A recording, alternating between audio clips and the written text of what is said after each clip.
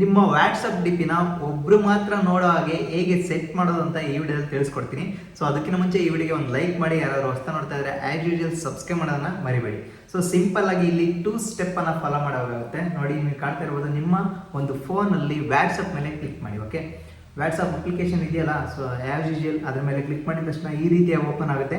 ಇಲ್ಲಿ ನಿಮಗೆ ಕಾಣ್ತಾ ಇರ್ಬೋದು ಮೇಲ್ಗಡೆ 3 ಡಾಟ್ಸ್ ಇದೆ. ಆ 3 ಡಾಟ್ಸ್ ಮೇಲೆ ಕ್ಲಿಕ್ ಮಾಡಿದರೆ ಆ ಒಂದು ಸೆಟ್ಟಿಂಗ್ ಡಿಸ್ಪ್ಲೇ ಆಗುತ್ತೆ. ಜಸ್ಟ್ 3 ಡಾಟ್ಸ್ ಮೇಲೆ ಕ್ಲಿಕ್ ಮಾಡಿ.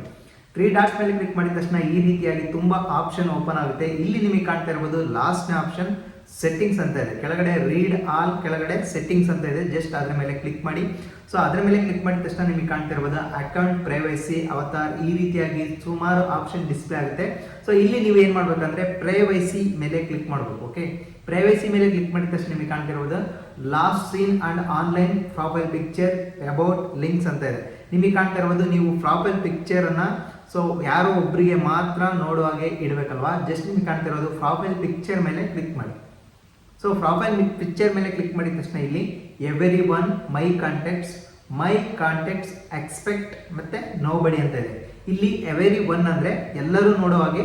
ಸೊ ಜಸ್ಟ್ ಅದನ್ನ ಸೆಲೆಕ್ಟ್ ಮಾಡಿಬಿಟ್ಟು ಸೇವ್ ಕೊಟ್ಬಿಟ್ರೆ ಎಲ್ಲರೂ ನೋಡ್ತಾರೆ. ಸೊ ಮೈ ಕಾಂಟ್ಯಾಕ್ಟ್ಸ್ ಅಂದ್ರೆ ನೀವು ಸೇವ್ ಮಾಡಿರುವ ಕಾಂಟ್ಯಾಕ್ಟ್ಸಿಗೆ ಮಾತ್ರ ನಿಮ್ಮ ಒಂದು DP ಡಿಸ್ಪ್ಲೇ ಆಗುತ್ತೆ.